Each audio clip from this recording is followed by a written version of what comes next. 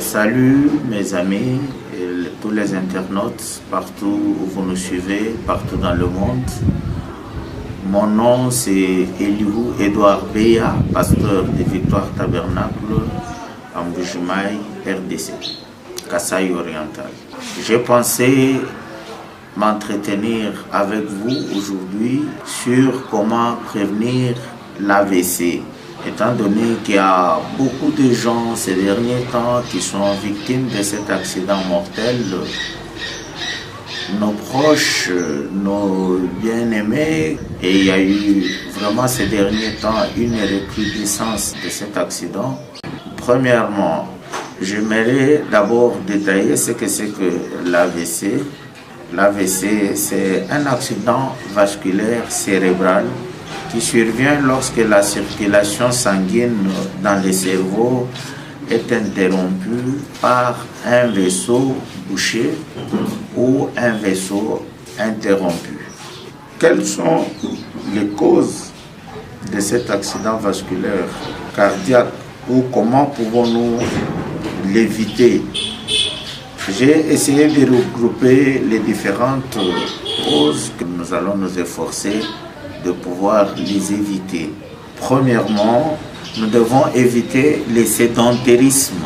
Le sédentarisme, c'est quoi? C'est l'inactivité corporelle. Je donne un exemple, quelqu'un qui quitte sa résidence le matin, il prend un moyen de transport, il l'amène directement jusque sur le lieu de service. Il fait peut-être un travail de bureau, peut-être il est sur son ordinateur et il travaille ou il est là à signer des papiers. Après, quand il termine son travail, il y a un moyen de transport qui le ramène à la maison et là, il mange, il est soit devant l'écran et puis il va dormir et c'est là pendant tout un mois. Il n'arrive pas à faire l'exercice musculaire, il y a le surpoids, il y a la facilité que la tension puisse hausser et il y a risque de diabète. C'est ça ce que j'appelle sédentarisme. Il faut éviter ça en faisant l'exercice corporel. Ayez quelque temps de faire le sport 3-4 fois par semaine. Ménagez votre temps pour que vous puissiez arriver à avoir le moment pour faire le sport. D'ailleurs, dans 1 Timothée chapitre 4, le verset 8, on fait mention de l'exercice corporel, quoique le mettant en second lieu par rapport à la piété. Deuxièmement, vous devez prendre une alimentation saine, dépourvue de trop de sel. Troisièmement, vous devez éviter ce qu'on appelle les chocs thermiques. Je vais expliquer. Les chocs thermiques, c'est quand le chaud et le froid se croisent de manière instantanée. Exemple, vous venez de prendre de la nourriture chaude et vous quittez directement votre table et vous allez en douche. Si vous remarquez bien, beaucoup d'accidents vasculaires se sont produits pendant que les gens sont en train de se baigner parce qu'ils quittent la table, il va dans la salle de bain et là, il commence à prendre sa douche en commençant par la tête. Pendant qu'il venait de prendre une nourriture chaude, il y a ce qu'on appelle le choc thermique et là, l'accident survient ou le choc survient et la personne est partie. Quel est le conseil que je donne? Vous devez, quand vous prenez la nourriture, vous reposez un petit moment avant de prendre votre douche. Et même lorsque vous allez dans la salle de bain, commencez votre bain par les pieds et vous allez progressivement vers la tête. Le quatrième point, il faut éviter la consommation d'alcool, il faut éviter le stress,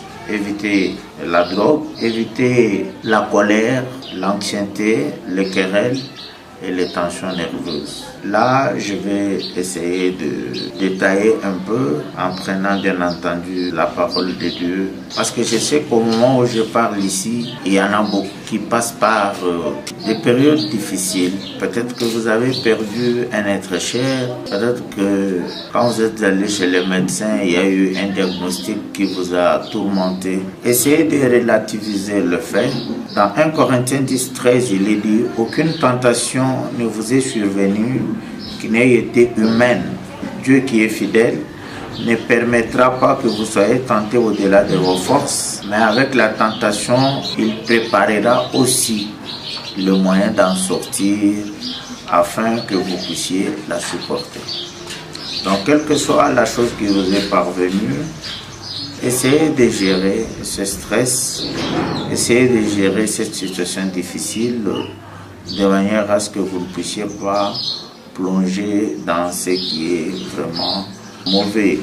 Et les inquiétudes aussi sont parmi les causes. Si on prend le Proverbe chapitre 12 verset 25, il est dit « L'inquiétude dans le cœur de l'homme l'abat, mais une bonne parole le réjouit. » Donc, beaucoup d'inquiétudes abattent le cœur et ça amène des maladies psychosomatiques ou des maladies cardiovasculaires.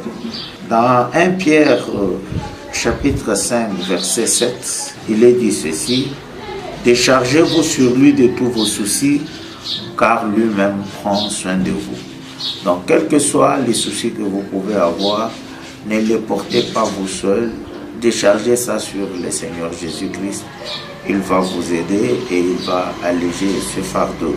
Dans Proverbe chapitre 17 verset 22, il est dit: « Un cœur joyeux est un bon remède, mais un esprit abattu dessèche les eaux. » Donc ayez le temps toujours de rire aussi, d'avoir le temps de vous relaxer, d'être en famille, de dire quelque chose qui vous sort de la tension. Beaucoup de crises d'AVC ont été constatées lorsqu'il y a des gens qui s'échangent au téléphone, il y a des querelles, ils se sont dit des paroles maladroites et après, sous l'effet de la colère, la personne pique cette crise qui peut être mortelle ou irréversible dans ses conséquences en vous laissant avec des incapacités peut-être qui ne peuvent pas être corrigées.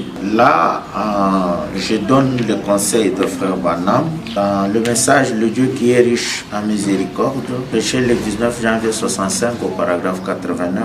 Frère Branham dit, quand je dis Frère Branham dit, je crois que cette bande tombera entre les mains de ceux qui n'ont peut-être pas encore entendu parler de Frère Branham.